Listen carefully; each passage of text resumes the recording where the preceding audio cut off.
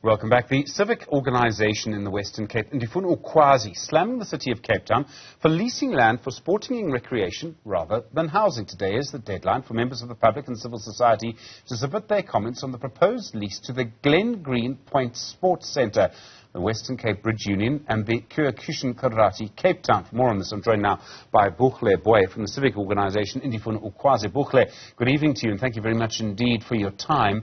What do you believe this land should be used for? Good evening. Thank you very much for inviting us. We fundamentally believe that prime land and public land should be used for its social value and not as a mere commodity.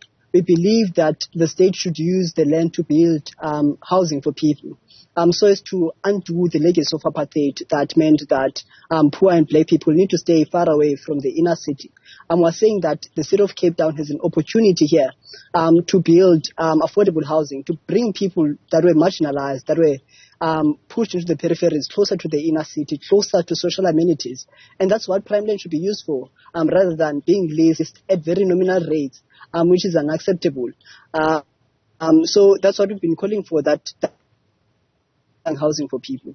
So in other words, instead of having to come in every day from Khayelitsha, you would have people raising their families on this land. I think it's about the size of 10 football fields, and you would have it in the city centre, right close to jobs and education, for example. Yes. I mean, one of the things is that in the inner city of Cape Town, there's not one affordable housing that has been built since the so-called democratic dispensation. And what we find is that people spend more than a third of their salaries commuting from the inner city from the peripheries to the inner city. And that's an abnormal state of affairs in the so-called democratic dispensation, that poor black people will still find them in the shacks in Khayelitsha and spending a lot of their money commuting, coming to work in town, whereas they can be accommodated closer to where they work, closer to where their kids go to school. So the state should use land for its social value. It cannot continue to use land for the enjoyment of the few.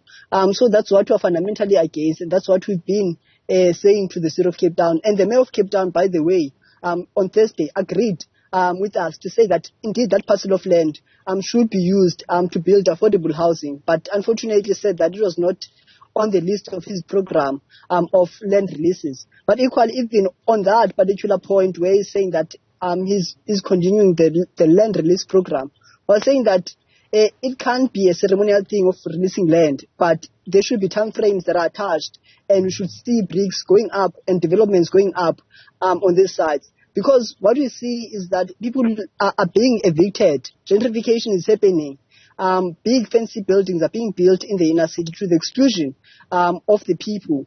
So if you can't afford, you can't stay in the inner city, you have to stay in the peripheries, and that continues and maintains the status quo and the legacy of apartheid, which is what we cannot accept. Okay, so Buhle, I mean, I accept what you say. I suppose the argument that would come against you would be that any successful city requires recreational facilities, that it requires voluntary clubs for people to come together, for people from diverse backgrounds to have their recreation together, football clubs, sports clubs, rugby clubs, cricket clubs, whatever it is. And that any healthy and successful city would have these places, would have them accessible and would have them in the city centre, and that some city land should be used for that. How would you respond to that? Indeed. We agreed. We're not against people playing sports, but we're saying that the needs of the people should be met. It cannot be that these spaces are reserved to only a few, because you have your Runabosh golf course. It's only people that can afford to play there. People are paying 2.5 to play golf there, but the golf club pays just under 1,000 rand per month, which is unacceptable. People have to pay 5,000 rands for their rentals, and there is an opportunity that the state has here to build housing for people on that big fancy field.